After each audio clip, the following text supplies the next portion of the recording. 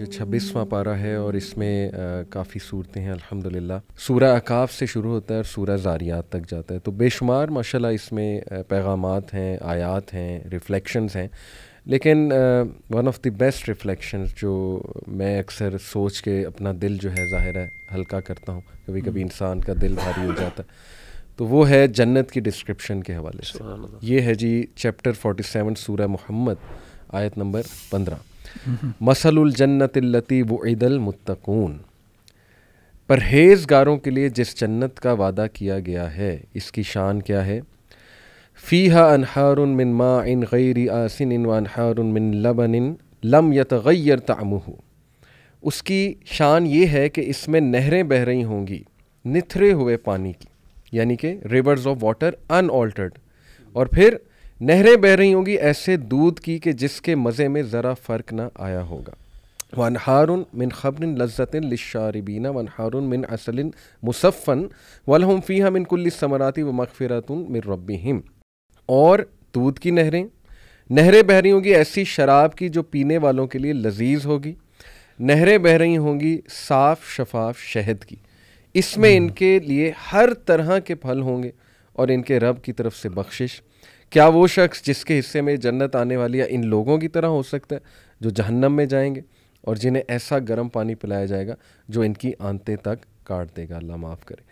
تو دیکھیے جنت کی جو ڈسکرپشن ہے الحمدللہ یہ بہت انسان کو موٹیویٹ کرتی ہے, اور بہت سی برائیوں سے انسان بچ جاتا ہے. اور جب انسان مشکلات سے گزر رہا ہے تو دیکھیں واٹ اے گریٹ ہوپ اللہ سبحانہ و تعالیٰ از گیونگ اس. تو اس حوالے سے میں انشاءاللہ کچھ ڈسکرپشن آپ کے سامنے رکھتا ہوں. دیکھیے سب سے پہلے تو ایک بات ہمیشہ میں یوتھ کو کرتا ہوں کہ ماڈرن سائنس میں بھی آپ کو بلکہ احمد بھائی آپ کو بھی پتہ ہوگا کہ ایک چیز ہے کارڈشیف اسکیل. یہ جو نکولائی کارڈشیف ایک رشین فزسسٹ تھا, اس نے ٹائپ 3 سویلائزیشنز تک بات کی, ٹائپ 0, ٹائپ 1, ٹائپ 2, ٹائپ 3. تو اس نے کہا کہ ارتھ ٹائپ 0 میں آتی ہے کیونکہ وہ اپنی نیچرل ریسورسز کو ظاہر کر رہی ہے, یوز کر رہی ہے. Type 2 and type 3. ٹائپ 3 وہ سویلائزیشن ہے جو اپنے گلیکٹیکل سسٹم کی ریسورسز استعمال کر لیتی ہے, اور یہ سویلائزیشن امورٹل ہو جاتی ہے. یہ باقاعدہ اس نے ایک تھیوری پیش کی, اور اسٹار ٹریک وہ بچے بچپن سے دیکھتے آ رہے ہیں, اس میں وہ یہ ٹائپ 3 سویلائزیشن دکھائی جن کی ایج بھی ایک ہے, نہ وہ اولڈ ہوتے ہیں اور وہ ہمیشہ کے لیے جو ہے زندہ. تو میں انہیں کہتا ہوں کہ دیکھو جب یہ سائنٹسٹ یہ پاسبلٹی بتا رہے ہیں تو اللہ رب العالمین تمہیں کیا بتا رہا ہے کہ جنت میں کیا ہوگا. پہلی تو بات کہ وہ ایسی جگہ ہے کہ جس کی جو ہائٹ ہے, جس کی جو ویڈتھ ہے that is equal to the width of heavens and the earth. جی, جس کی جو پوری آسمان اور زمین کی جو پورا ایریا جو ہے جس کا وہ آسمان و زمین جتنا ہے, تو آپ سوچ لیجئے کہ وہ کتنی بڑی جگہ ہوگی. دوسری بات اللہ سبحانہ و تعالیٰ اللہ کے نبی صلی اللہ علیہ وسلم نے فرمایا کہ تمہارے رب نے تمہارے لیے وہ چیز رکھی ہوئی ہے which no eye has seen no ear has heard. اب سبحان اللہ ہم اس پہ سے غور کریں تو they may be some colours some sounds جو آج تک ہم نے دنیا میں نہیں سنے, اور ساؤنڈز آپ کو پتہ ہے کہ بہت پلیزنٹ ایک فیلنگ دیتے ہیں سم ساؤنڈ, پھر کلرز دیکھ کے بہت پلیزنٹنیس ملتی ہے. بلکہ آگے کہا ولا خطر علی قلب بشر, کہ ایسی چیزیں بھی ہیں جو کسی بندے کے دل میں خیال سوچا ہی نہیں کبھی, سوچ ہی نہیں سکتا ذہن. سبحان اللہ. پھر اس میں فوڈ پتہ نہیں کیسے کیسے ہوں گے, مشروبات کیسے کیسے ہوں گے جیسے اللہ سبحانہ تعالیٰ بیان فرما رہے, پھر گھر کیسے گھر ہوں گے, اپارٹمنٹس ہوں گے, what ever you wish for, tenets ہوں گے, ایسی ایسی جگہیں ہوں گی کہ آپ دیکھ کے حیران رہ جائیں گے. اور کوئی اینیموسٹی نہیں ہوگی, کوئی ایل فیلنگ نہیں ہوگی لوگوں میں. سبحان اللہ. تو انٹرٹینمنٹ پھر کیسی ہوگی.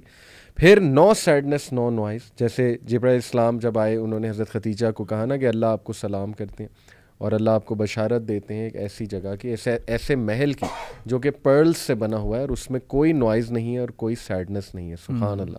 پھر نبی صلی اللہ علیہ وسلم نے دیکھیں یہ حدیث میں آپ کے سامنے رکھتا ہوں صحیح مسلم کی, a caller will call out to the people of paradise, you will be healthy and never fall sick, you will live and never die, you will stay young and never grow old, you will feel joy and never feel sorrow. سبحان اللہ. تو یہ جنت ہے. اور پھر میں مزید آپ کے سامنے انشاءاللہ جو ہے وہ کچھ جنت کے اوصاف رکھتا ہوں. ایک حدیث میں آتا ہے کہ in paradise there is a tree under the shadow of which a rider can travel for 100 years. اور دیکھیے کہ ابراہیم علیہ السلام سے جب ملاقات ہوئی تھی رسول اللہ صلی اللہ علیہ وسلم کی 7ویں آسمان پہ، تو انہوں نے کہا تھا اپنی امت کو میرا ایک پیغام دے دو. جنت کا جو سوئل ہے وہ مسک کا ہے، بہت زرخیز ہے، اور اس کے جو درخت ہیں وہ مومن، جو ویجیٹیشن ہے وہ مومن کا ذکر ہے. یعنی جتنا تمہاری امت ذکر اللہ کرے گی، جیسے آپ نے ماشاءاللہ ایک وہ اس میں ایپیسوڈ میں بتایا ذکر اللہ، جتنا وہ ذکر اللہ کرے گی تو ان کی پراپرٹی وہاں پہ بنتی جائے گی. سبحان اللہ. پھر جی یہ حدیث کہ نبی صلی اللہ علیہ وسلم نے فرمایا the inmates of paradise will look to the upper apartment of paradise as you see the planets in the sky. سبحان اللہ. یعنی کہ وہ کیسی ٹرانسپیرنٹ اور کیسی خوبصورت بلڈنگز ہوں گی، کیسی ہی وہ جگہ ہوگی کہ وہ دیکھ رہے ہوں گے جیسے باقاعدہ ہم پلانٹس کو دیکھ رہے ہوتے ہیں، ہم سٹارز کو دیکھ رہے ہوتے ہیں. اور جنت الفردوس از دی ٹاپ موسٹ، اسی کے لیے جو ہے نا ہمیں محنت کرنی چاہیے انشاءاللہ. پھر جی یہ حدیث in paradise there is a street to which they would come every Friday. ہر جمعے وہاں پر آیا کریں گے. The north wind will blow and would scatter fragrance on their faces and on their clothes and would add to their beauty and loveliness and then they would go back to their family after having an added lustre to their beauty and loveliness and their family would say to them by Allah you have been increased in beauty and loveliness after leaving us and they would say by Allah you have also increased in beauty and loveliness after us. سبحان اللہ. اور جی یہ پھر آخری بات، یہ بھی حدیث نبی صلی اللہ علیہ وسلم نے فرمایا کہ in paradise there would be a tent made of a single hollowed pearl the breadth of which would be 60 miles from all sides, and there would live a family in each corner and the other would not be able to see the believer who goes around them. So alhamdulillah جی یہ ہے reward ان لوگوں کے لیے جو صبر کر کے زندگی گزارتے ہیں، شکر کر کے ایمان لاتے ہیں، عمل صالح کرتے ہیں. اللہ تعالی ہمیں ان لوگوں میں سے شامل کر لیں اور جنت الفردوس میں ہم سب کو اسی طرح اللہ سبحانہ و تعالیٰ جو ہے وہ اکٹھا کریں. آمین. اچھا میں ریفلیکشن تو ابھی شیئر نہیں کر رہا، ایک میں بات ایڈ کروں گا. یوٹیوب پہ ہماری آڈینس کو مل جائے گی اور ہم اپنی میڈیا ٹیم کو کہیں گے وہ ڈسکرپشن میں اس کا لنک بھی ڈال دیں. امام ابن القیم نے ایک پوئم لکھی ہے اس حدیث پہ، دا ڈے آف انکریز یوم المزید. وہ آپ سرچ کریں the day of increase poem by ابن القیم، اس کی نا نیچے انہوں نے ٹرانسلیشن بھی دی ہوئی ہے، تو وہ اسی حدیث کے متن پہ ہے. ماشاءاللہ بہت پیاری. ان کا باقاعدہ پورا نا قصیدہ نونیہ ہے جنت کے اوپر، جنت کی صفت کے اوپر نا، تو آپ ضرور دیکھیں انشاءاللہ. بہت زیادہ اشعار ہے اور بہت تفصیل سے انہوں نے ذکر کیا. اور یہ جو آپ نے بات کی نا اس میں روایت میں آتا ہے وَأَنَّ غِرَاسَهَا سبحان اللہ والحمد للہ ولا الہ الا اللہ واللہ اکبر. یعنی جو ویجیٹیشن ہے جنت کی وہ سبحان اللہ، الحمد للہ، اللہ اکبر، ولا الہ الا اللہ. یعنی اگر انسان یہ الفاظ کہے گا تو اس کے لیے جو ہے نا درخت اگائے جائیں گے. یعنی ریئل اسٹیٹ اس کو مل رہی ہے جنت کے اندر. آپ دیکھیں ہم لوگ سیلری کے اندر سے کافی بڑا چنک کاٹتے ہیں پتہ نہیں کتنے سالوں کے لیے اور پھر ایک پلاٹ بنتا ہے. یہاں پہ اللہ تعالیٰ کہہ رہے ہیں کہ یہ الفاظ کہو گے تو تمہارے لیے ریئل اسٹیٹ بنتی جا رہی ہے. سبحان اللہ. یعنی سوچیں اس بارے میں. اچھا میں اس میں نا جیسے علی بھائی آپ نے ذکر کیا اس میں، تو ایک اللہ تعالیٰ نے نا اسی پارے میں سورۃ القاف میں اللہ تعالیٰ نے جہنم کا بھی ذکر کیا، اور میں سمجھتا ہوں کہ بیلنس قائم کرنے کے لیے ہمیں اس کا بھی ذکر کرنے کی ضرورت ہے، کیونکہ یہ جہاں پہ مثل الجنت التی وعد المتقون ہے نا، اس کی آیت کے آگے میں اللہ تعالیٰ نے جہنم والوں کے لیے جو پانی ہوگا، اللہ نے 4 نہروں کا ذکر کیا. جنت کی 4 نہریں. ایک تو اللہ تعالیٰ نے دودھ، شراب اور شہد کی چہر، یعنی بلکہ 5 نہریں بظاہر جو نام ہمیں ملتے ہیں. ایک دودھ کی ہے، ایک شراب کی ہے، پاکیزہ شراب کی، اور ایک شہد کی ہے. پھر ایک آب کوثر بھی ہے جس کا ذکر حدیث میں آتا ہے، اور اسی طریقے سے ایک نہر الحیا بھی ہے. سلسبیل کون سی ہے؟ سلسبیل بھی ایک ہے، علماء کہتے ہیں وہ بھی ایک الگ ہے، اس کا بھی ایک نام انہوں نے ذکر کیا بعض علماء نے کہ کوثر اور سلسبیل یہ 2. اور اس طریقے سے ایک نہر الحیا بھی ہے، زندگی والی نہر، کہ حدیث میں آتا ہے کہ نبی صلی اللہ علیہ وسلم نے فرمایا کہ وہ بندہ جو آخری بندہ جو جنت میں جائے گا، یہ وہ بندہ ہوگا جو جل کے کوئلہ بنا ہوگا، تو اللہ تعالیٰ اس کو جہنم سے نکالیں گے، پھر اس کو جنت میں لایا جائے گا اور اس کو ایک نہر الحیا، یعنی ایک نہر ہے زندگی والی، اس کے پانی میں اس کو نہلایا جائے گا. پھر وہ ایسے اگے گا جس طریقے سے ایک جو ہے سیلاب کے بعد ایک وہ وہاں پہ زرخیز زمین سے جو ہے پودا اگتا ہے. تو یہ جو نہریں ہیں نا، اور میں دیکھتا ہوں کہ قرآن مجید میں اللہ نے جہاں پہ بھی جنتوں کا ذکر کیا نا احمد بھائی، وہاں پہ نا نہروں کا بہت ذکر کیا ہے. جنات تجری من تحتها الانہار تجری من تحتهم الانہار تحتها الانہار. یعنی ہر جگہ پہ جہاں پہ جنتوں کا ذکر آتا ہے، باغات کا، وہاں پہ نہروں کا ذکر آتا ہے. اور سبحان اللہ ایک میں حدیث پڑھ رہا تھا کہ نبی صلی اللہ علیہ وسلم کی ایک حدیث میں ہے کہ آپ صلی اللہ علیہ وسلم نے فرمایا کہ یہ جو نہریں ہیں جنت کی، یہ اصل میں فردوس سے نکلتی ہیں. ان کی اصل اور بنیاد جو ہے فردوس ہے، الفردوس الاعلیٰ. یعنی وہ جنت جو سب سے اونچی جنت ہے اور جس کی چھت آسمان ہے. اور جو جنت ہے نا وہ اوپر ہے، اور جو جہنم ہے وہ نیچے گڑا ہے. یعنی وہ گڑا نیچے ہے. جیسے کہ حدیث میں آتا ہے نا کہ نبی صلی اللہ علیہ وسلم نے فرمایا جہنم کے بارے میں کہ ایک دفعہ آپ صلی اللہ علیہ وسلم کے دور میں ایک دھماکہ ہوا, ایک آواز آئی بہت زوردار. تو آپ نے پوچھا, صحیح مسلم کی حدیث ہے, کہ یہ تمہیں پتہ ہے صحابہ یہ کون سی آواز ہے؟ تو انہوں نے کہا اللہ رسول عالم, اللہ اور اس کے رسول جانتے ہیں. تو آپ نے فرمایا کہ اصل میں یہ ایک پتھر تھا جو جہنم کے اندر لڑکایا گیا تھا آج سے 70 سال پہلے, اور آج وہ 70 سال بعد جا کے اس کی جو ہے نا بیس کو اس نے ہٹ کیا.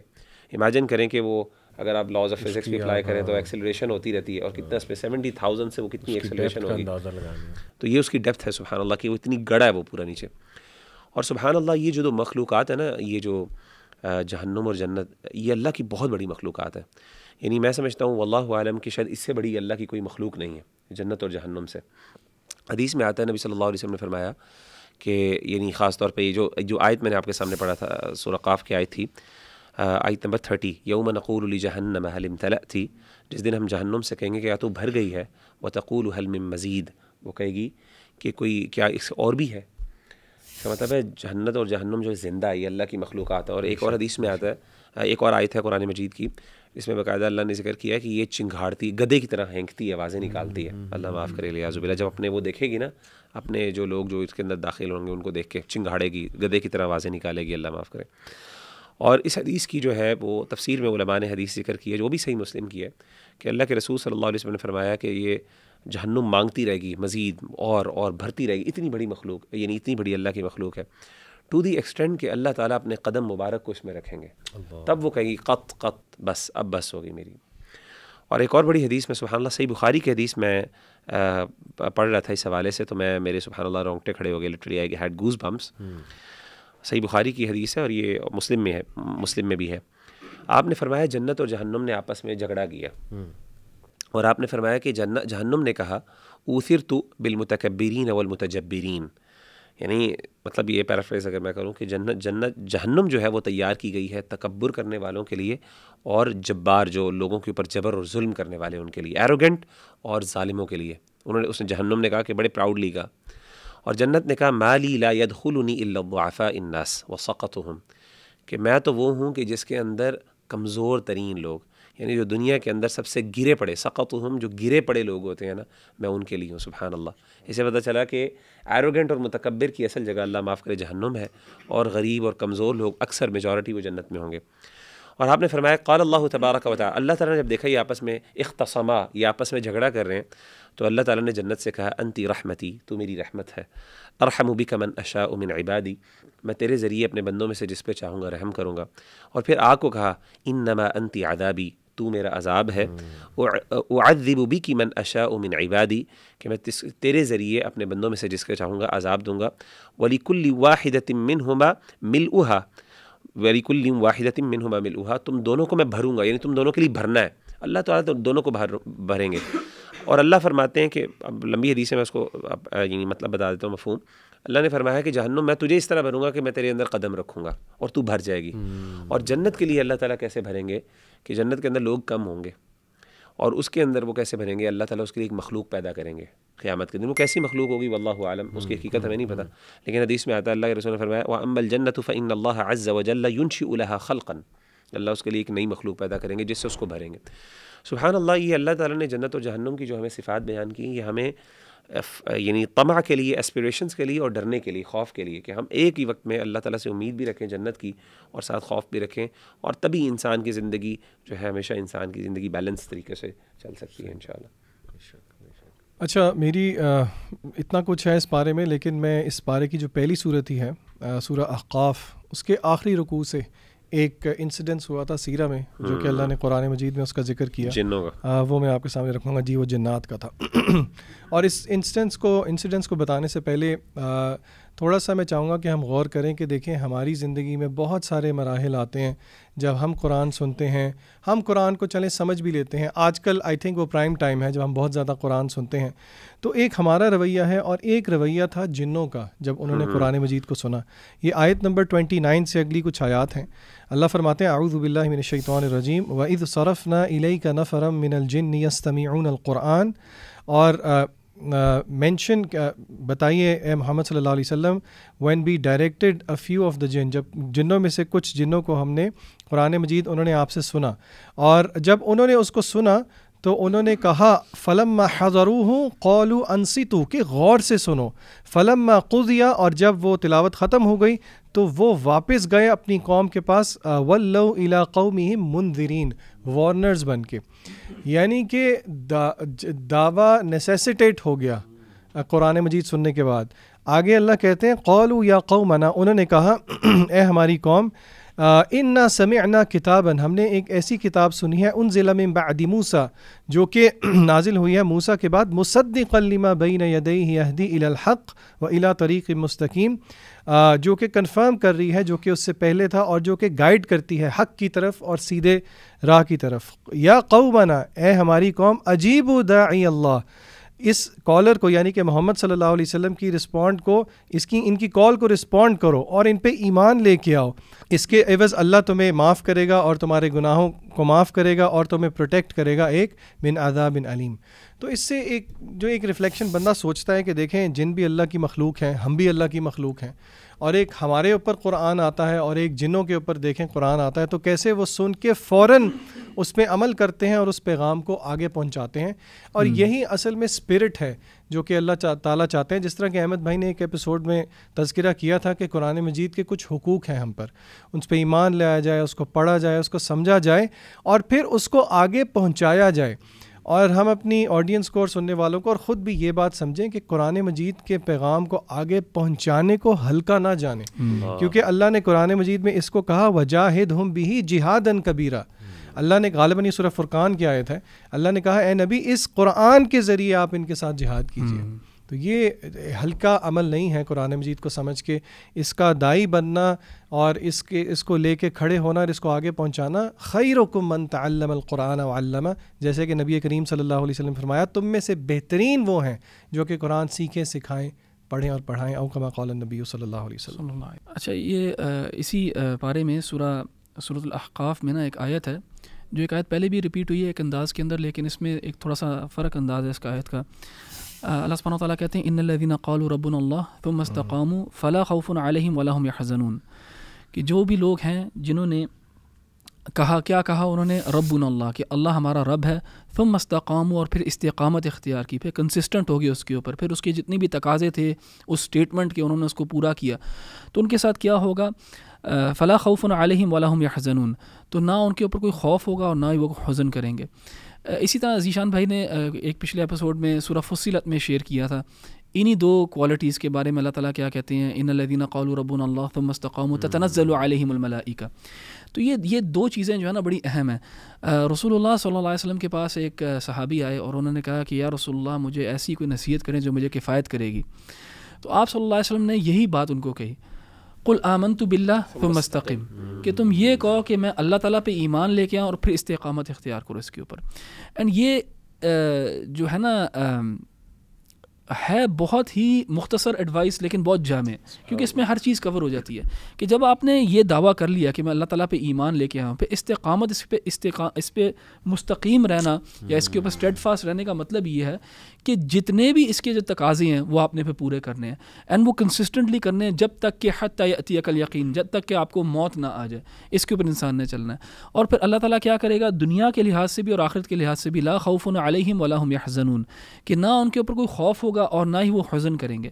اور دیکھیں خوف جو ہے انسان کو کس چیز کا ہوتا ہے؟ گزرے ہوئے زمانے کا انسان خوف نہیں کرتا بلکہ مستقبل کا خوف کرتا ہے۔ تو خوف جو ہے انسان کو مستقبل کا ہوتا ہے، اور حزن جو ہے یعنی سیڈنس جو ہے، ڈپریشن جو ہے، یا کسی چیز پہ آپ اداس ہو، اداسی جو ہے وہ مستقبل پہ نہیں ہوتی، وہ ماضی کے اوپر ہوتی ہے۔ تو اللہ تعالیٰ آپ کو اور مجھے کہتی ہیں کہ اگر تم یہ کام کرو گے ہم تمہیں ایسے ایک ایکولیبریم کے اندر، ایسی ایک کنٹینٹ سٹیٹ کے اندر لے کے آئیں گے کہ تم آگے کے معاملات کے بارے میں پریشان نہیں ہوگے، تمہیں کوئی خوف نہیں ہوگا، تمہیں کوئی ڈر نہیں ہوگا، اور پیچھے جو گزر گیا ہوگا وہ بھی تم اپنے ایمان کے عوض جو ہے اس کو ایسے ڈیل کر لو گے کہ تمہیں کوئی حزن بھی نہیں ہوگا۔ اور دیکھیں انسان جو ہے، اگر آپ انسان سے پوچھیں وہ کیا چاہتے ہیں دنیا میں، تو ایک لیول آف ہیپینس اور کنٹینٹمنٹ چاہتے ہیں، لیکن وہ ڈھونڈ ان کو اور جگہوں پہ رہے ہیں۔ اور یہ جو اسٹیٹمنٹ ہے لا خوف علیہم ولا هم یحزنون، یہ قرآن میں جگہ جگہ آیا ہے۔ سبحان اللہ۔ تو میں تو اپنی آڈینس کو کہوں گا کہ ایک ہوم ورک ہے، آپ یہ دیکھیں کہ اللہ تعالیٰ نے یہ اسٹیٹمنٹ جو ہے یہ کہاں کہاں شیئر کی ہے، لا خوف علیہم ولا هم یحزنون، اور کیسے کیسے لوگ ہیں جن کی کیا کیا کوالٹیز ہونی چاہیے جن کے لیے یہ جو ہے ریالٹی ریئلٹی ہوگی. اور دیکھیں یہ میری ایسپریشن، ایک میری پرسنل ایسپریشن جو ہے واللہ وہ یہ ہے کہ میں ایسی اسٹیٹ میں آ جاؤں اپنے ایمان کے عوض ایمان کے اوپر محنت کر کے ایسی اسٹیٹ کے اندر آ جاؤں کہ مجھے جو ہے نا آگے کا خوف نہ ہو، اور مجھے جو ماضی ہے گزرا ہوا جو ہے اس کے اوپر مجھے کوئی حزن نہ ہو. اور ہماری نا ایسپریشنز ہونی چاہیے یہ، کیونکہ ہم لوگ ایسپریشنز رکھتے ہیں دنیاوی لحاظ سے، کریئر کے لحاظ سے، گاڑی میں نے تبدیل کرنی ہے، گھر میں نے بڑا لینا ہے، یہ ساری ہماری ایسپریشنز ہوتی ہیں. لیکن کتنے لوگ ہیں جن کی ایسپریشنز یہ ہیں کہ میں نے یہ اسٹیٹ آف ایمان میں نے اچیو کرنا ہے کہ میں ایسے ایک ایکویلیبریم میں ہوں، ایسے ایک کنٹینٹمنٹ کے اندر ہوں کہ مجھے آگے کا ڈر نہ ہو اور پیچھے سے مجھے دکھ نہ ہو کوئی. اور اللہ تعالیٰ آگے اس کے بارے میں کہتے ہیں اولئک اصحاب الجنہ خالدین فیہا جزاء بما کانوا یعملون. اور اللہ تعالیٰ آخرت میں بھی ان کو سزا دے گا، یعنی دنیا میں بھی ایک زبردست اسٹیٹ کے اندر انسان رہتا ہے اور آخرت میں بھی اللہ تعالیٰ کی جنت میں ہوگا. تو میں سب کو ایڈوائز کروں گا کہ وہ یہ اسٹیٹمنٹ ڈھونڈے قرآن کے اندر کہاں کہاں آئی ہے، کیا کیا کوالٹیز مینشنڈ ہیں، اور انسان پہ کوشش کرے کہ ان کو انکلکیٹ کرے. احمد بھائی اس میں نا میں ایک ایڈ کروں گا آپ کی اجازت سے، بڑی پیاری بات کی آپ نے. جیسے آپ نے کہا نا کہ ہمیں دیکھنا چاہیے کہ قرآن مجید میں کہاں کہاں پہ ذکر کیا. ایک عمل ہے جو میں ہمیشہ جب یہ بات بتاتا ہوں بھائیوں کو تو میں اس میں ایک کرتا ہوں جو ہم سب کر سکتے ہیں انشاءاللہ. اور وہ حدیث میں نا اللہ کے رسول صلی اللہ علیہ وسلم نے بیان کیا ہے، صحیح حدیث ہے کہ آپ صلی اللہ علیہ وسلم نے فرمایا کہ کچھ لوگ قیامت کے دن اللہ تعالیٰ کے ایسے بندے ہوں گے کہ جو نہ نبی ہوں گے، نہ انبیاء ہوں گے اور نہ شہداء ہوں گے، لیکن انبیاء بھی ان پہ رشک کریں گے اور شہداء بھی کریں گے. وہ نور کے ممبروں پر ہوں گے اور وہ نور پر ہوں گے. اور صحابہ نے پوچھا کہ اللہ کے رسول صلی اللہ علیہ وسلم وہ کون لوگ ہوں گے؟ آپ نے فرمایا وہ لوگ ہوں گے جو کسی بندے سے صرف اللہ کے لیے محبت کرتے ہوں گے. اور آپ نے فرمایا کہ اس کے بارے میں اللہ کے رسول نے فرمایا نہ ان کو کسی چیز کا خوف ہوگا نہ وہ غمگین ہوں گے. اور پھر آپ نے آیت پڑھی الا ان اولیاء اللہ لا خوف علیہم ولا هم یحزنون. میں سمجھتا ہوں کہ اگرچہ یہ بڑا مشکل کام ہے لیکن ہم ایٹ لیسٹ یہ کر سکتے ہیں، ہم سارے بھائی عملی طور پہ جو بھی سننے والے ہیں، میں اپنی آڈینس کو بھی کہوں گا کہ کوئی ایک بندہ یا بندی اپنی زندگی میں ایسے رکھیں، فیمیلز بندی اور میل بندے، ٹھیک ہے نا، یہ نہ ہوگی الٹا رکھ لیں. کوئی ایسا شخص اپنی زندگی میں رکھیں جس کو صرف آپ اللہ کے لیے جسے محبت کرتے ہو، آپ کا کوئی ریلیشن کسی اور وجہ سے نہیں. اجتماع علیہ و یتفرق علیہ، یعنی صرف اسی سے جب بھی ملے تو اللہ کی غرض سے، اللہ کی نیت سے.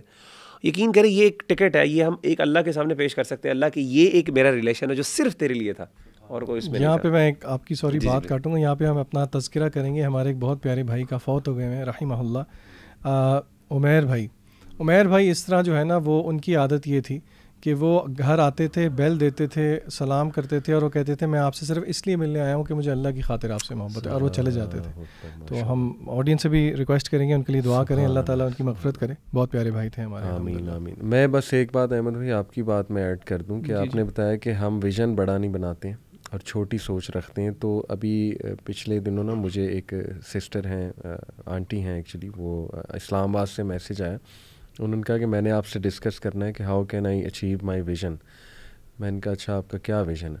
تو شی سیڈ کہ میں نے یہ ویژن اسٹیٹمنٹ نا لکھی ہوئی ہے کہ یا ایتھا النفس المطمئنہ ارجعی الی ربک راضیۃ مرضیہ فادخلی فی عبادی وادخلی جنتی. میں اتنا حیران ہوا کہ یار آج تک مجھے کسی نے اس طرح کی بات نہیں کی، نہ اپنا یہ ویژن شیئر کیا. شی سیڈ کہ میں بس چاہتی ہوں وہ فرشتے میرے پاس وہ آئیں کہ جو میری جب روح قبض کریں تو مجھے یہ الفاظ کہے جا رہے. تو دیکھیے کہ ماشاءاللہ ایسے لوگ موجود ہیں جو اس ویژن کے ساتھ بھی زندگی گزارتے ہیں. ایک اور آیت ہے یہاں پہ، میں ایک آخری آیت انشاءاللہ سورۃ الفتح کی آیت شیئر کرنا چاہتا ہوں انشاءاللہ، بلکہ نہیں سورۃ الحجرات کی. اللہ تعالیٰ فرماتے ہیں وَاعْلَمُوا أَنَّ فِيكُمْ رَسُولَ اللَّهِ لَوْ يُطِيعُكُمْ فِي كَثِيرٍ مِّنَ الْأَمْرِ لَعَنِتُّمْ وَلَكِنَّ اللَّهَ حَبَّبَ إِلَيْكُمُ الْإِيمَانَ وَزَيَّنَهُ فِي قُلُوبِكُمْ وَكَرَّهَ إِلَيْكُمُ الْكُفْرَ وَالْفُسُوقَ وَالْعِصْيَانَ أُولَٰئِكَ هُمُ الرَّاشِدُونَ. بہت سی ماشاءاللہ ویلیوبل چیزیں ہیں اس میں ڈسکشن کرنے کے لیے. ایک جو ایک بیسک چیز بڑی مختصر سی میں ذکر کروں گا وہ یہ ہے کہ دیکھیں اللہ تعالیٰ فرماتے ہیں کہ یہ جان لو کہ تمہارے درمیان رسول اللہ لو یطیعکم فی کثیر من الامر لعنتم، اگر وہ تمہاری بہت سی باتیں ماننا شروع کر دے تو تم مشکل میں پڑ جاؤ گے. ایک اور آیت ہے سورۃ توبہ کی جہاں پہ اللہ تعالیٰ فرماتے ہیں لقد جاءکم رسول من انفسکم عزیز علیہ ما عنتم حریص علیکم بالمؤمنین رؤوف رحیم، کہ یقیناً تمہارے پاس رسول آئے تمہارے میں سے ان کے اوپر گراں گزرتا ہے، بھاری گزرتا ہے جب تم کسی مشکل میں پڑتے ہو. تو ان دو آیات کو اگر ہم سامنے رکھیں تو ہمیں پتہ چلتا ہے کہ یہ اللہ کا بہت بڑا کرم ہے کہ اللہ نے ہمیں اسلام کی نعمت سے نوازا ہے. اور یقین کریں کہ اللہ نے ہماری کمیوں کا، ہماری ویکنیسز کا لحاظ رکھا ہے، اور مختلف پورے قرآن مجید میں اگر آپ دیکھیں، اور اللہ تعالیٰ اس چیز کو کئی جگہ ذکر بھی کرتے ہیں. مثال کے طور پہ جیسے رمضان المبارک کے حوالے سے ذکر کیا اللہ تعالیٰ نے کہ اللہ تعالیٰ جانتے ہیں کنتم تختارون انفسکم فتاب علیکم، کہ رات کے وقت مردوں کے لیے مشکل تھا کہ وہ اپنی بیویوں سے دور رہ سکیں، تو اللہ تعالیٰ نے پہلے کچھ وقت کے لیے رات کے لیے اجازت دی تھی کہ وہ اپنی بیویوں سے تعلقات قائم کر سکتے، بعد میں نہیں کر سکتے۔ اللہ نے کہا تمہارے لیے آسانی کی اللہ نے۔ مختلف جگہوں پہ ہم دیکھتے ہیں، تو انسان بعضوں کا سمجھتا ہے کہ یار دین مشکل ہے، میرے مطابق اس طرح ہو جاتا تو زیادہ آسان ہوتا، اس طرح ہو جاتا تو زیادہ آسان ہوتا۔ اللہ کہہ رہے ہیں کہ اگر تمہاری باتیں ماننا شروع کر دیتے نا اللہ، تو تم مشکل میں پڑ جاتے۔ اور آج دیکھیں ویسٹ کیا ہے، ویسٹ بری طریقے سے ان کی سوسائٹی ڈس انٹیگریٹ ہوئی ہے، اور اللہ معاف کرے پھنسے ہوئے ہیں۔ وہ ایک مسئلے سے نکلتے ہیں دوسرے میں پھنستے ہیں، دوسرے سے نکلتے ہیں تیسرے مسئلے میں پھنس جاتے ہیں، اور ہر وہ کام جو انہوں نے ایک زمانے میں اپنے لیے سمجھا تھا کہ اس سے ہمیں آزادی ملے گی، خیر ملے گی، وہ ان کے اوپر الٹا پڑ گیا۔ تو ہمیں چاہیے کہ ہم جب دین کے معاملے میں کریں، اگرچہ ہمیں یہ سمجھنا چاہیے کہ اگر دین نے ہمیں احکامات دیے ہیں اللہ تعالیٰ نے، تو یہ ہماری خیر کے لیے بھی ہیں، اور خیر کے بھی ہے، اس میں ہماری آسانی بھی ہے۔ بظاہر ہمیں آسانی نہ لگے، لیکن وہ ہمارے لیے بہتر بھی ہے اور ہمارے لیے خیر کا باعث ہے۔ الحمدللہ، ماشاء اللہ۔ اچھا جی، میری ریفلیکشن ہے جی سورہ زاریات سے، آلدو سورہ زاریات پوری نہیں ہے اس پارے کے اندر، لیکن اس کا کچھ پورشن جو ہے وہ اس میں ہے۔ اللہ نے متقین کی کچھ صفات بتائی ہیں جو کہ میں آپ کے سامنے رکھوں گا۔ آیت نمبر 15، 16 اور 17 میں اللہ کہتے ہیں ان المتقین فی جنات وعیون، کہ بے شک جو متقین ہیں وہ جنات گارڈنز میں ہوں گے اور سپرنگز میں ہوں گے، عیون میں ہوں گے، آخذین ما آتاہم ربہم انہم کانوا قبل ذلک محسنین، accepting what their Lord has given them، اور یقیناً اس سے پہلے وہ محسنین تھے۔ کانوا قلیلا من اللیل ما یہجعون، اور they used to sleep، لیکن رات کا بہت تھوڑا حصہ۔ دیکھیں تہجد جو ہے، although ہم سمجھتے ہیں کہ یہ بہت صرف نیک لوگ ہی کرتے ہیں یا نیک لوگوں کو ہی کرنی چاہیے، لیکن اگر آپ احادیث کی طرف دیکھیں، قرآن مجید کی طرف دیکھیں، تو یہ ہم سے پچھلے لوگوں کے بارے میں بھی کہا گیا ہے کہ یہ نیک لوگوں کی ایک صفت ہوتی تھی۔ اور میں سمجھتا ہوں کہ ہم لوگوں کو تو آج کل کے دور میں گناہ گاروں کو تو شاید اس چیز کی زیادہ ضرورت ہے کہ ہم اس سنت کو زندہ کریں کہ چلیں چاہے تھوڑا ہی۔ اور اسکالرز نے اس کا طریقہ بتایا کہ ایون اگر آپ عشاء کے بعد 2 نفل اس نیت سے پڑھ لیں کہ وہ رات کو تہجد کے ہوں، تو انشاءاللہ آپ اس میں شامل ہیں۔ وَبِالْأَسْحَارِ هُمْ يَسْتَغْفِرُونَ، اور وہ سحری کے وقت اللہ تعالیٰ سے توبہ استغفار کرتے ہیں۔ اس آیت پہ بھی ہم آج کل بہت آسانی سے عمل کر سکتے ہیں سحری کے ٹائم پہ۔ وفی اموالہم حق للسائل والمحروم، اور ان کے مالوں میں حصہ ہوتا ہے سائل کا، سوال کرنے والوں کا، نیڈی کا اور ڈپرائیوڈ کا۔ تو ہمیں چاہیے کہ ہم ان ساری صفات پہ اللہ سے دعا بھی کریں کہ اللہ ہمیں ان میں شامل کرے اور ان پہ ہم عمل بھی کریں۔ آمین۔ اچھا، رسول اللہ صلی اللہ علیہ وسلم کی زندگی میں نا ایک واقعہ یہ پیش آیا کہ آپ صلی اللہ علیہ وسلم نے ایک صحابی کو بھیجا ایک قبیلے کی طرف، بنو مستلق کی طرف، زکوٰۃ کٹھی کرنے کے لیے۔ تو وہ جاتے ہیں زکوٰۃ کٹھی کرنے کے لیے، تو جو قبیلہ ہے وہ سارے باہر آ جاتے ہیں ان کا استقبال کرنے کے لیے۔ اب یہ صحابی جو ہیں یہ سمجھتے ہیں کہ وہ ان کو اٹیک کرنے کے لیے یا قتل کرنے کے لیے سارے باہر نکلے ہیں، تو وہ اس چیز سے ڈر جاتے ہیں اور واپس چلے جاتے ہیں رسول اللہ صلی اللہ علیہ وسلم کی طرف۔ اور ایک وجہ جو ان صحابی کی یہ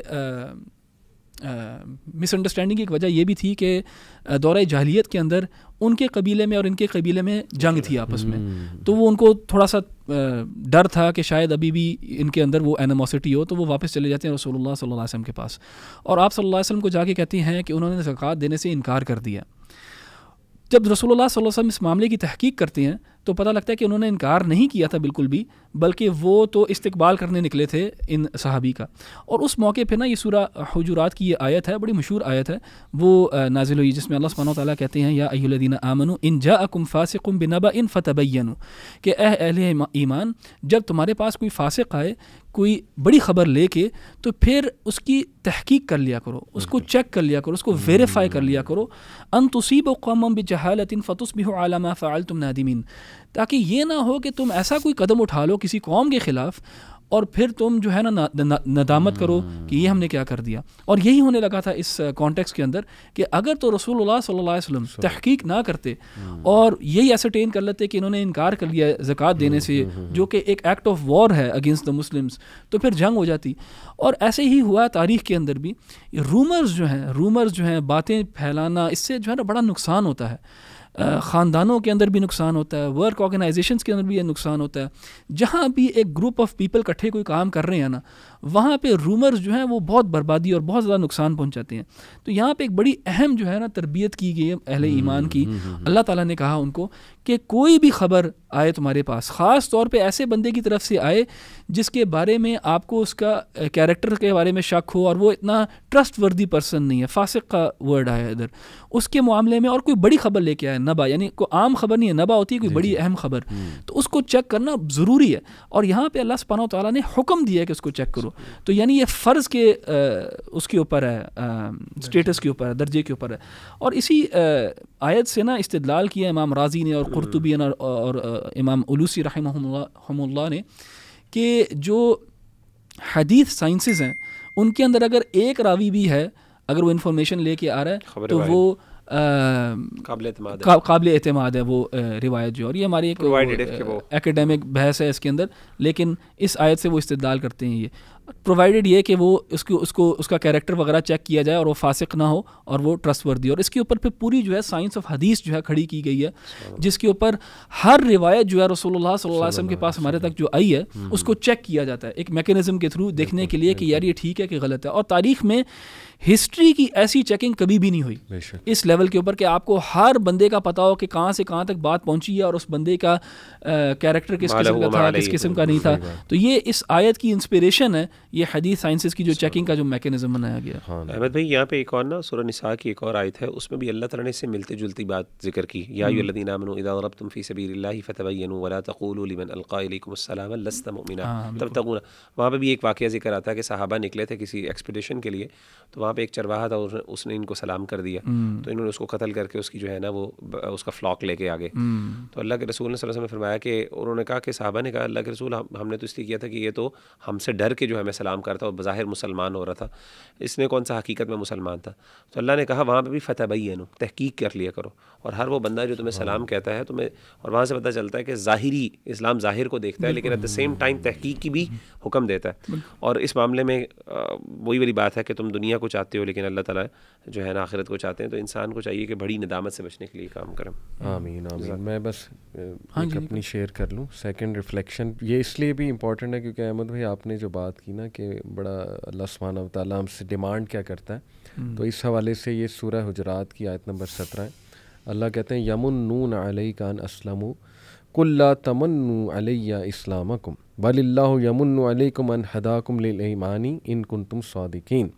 یہ لوگ تم پر احسان جتاتے ہیں کہ انہوں نے اسلام قبول کر لیا، ان سے کہو اپنے اسلام کا احسان مجھ پر نہ رکھو بلکہ اللہ تم پر اپنا احسان رکھتا ہے کہ اس نے تمہیں ایمان کی ہدایت دی اگر تم واقعی اپنے دعوی ایمان میں سچے ہو.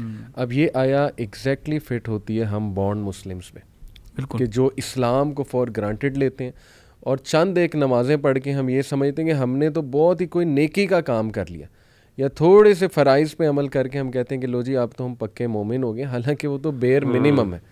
تو ہمیں تو اللہ کا شکر کرنا چاہیے کہ اللہ نے ہمیں ہدایت دی، اسلام دیا، اور اللہ سبحانہ و تعالیٰ جو ہے وہ ہمیں اس پہ قائم رکھے. ربنا لا تزغ قلوبنا بعد اذ ہدیتنا وہب لنا من لدنک رحمۃ انک انت الوہاب. یہ دعا اصل میں ہمیں جو ہے وہ کرنی چاہیے. تو کوئکلی میں نے کہا یہ بھی ایک ریمائنڈر سب کے لیے ہو جائے کہ ہم سب جو ہے وہ اللہ کا بہت شکر ادا کریں.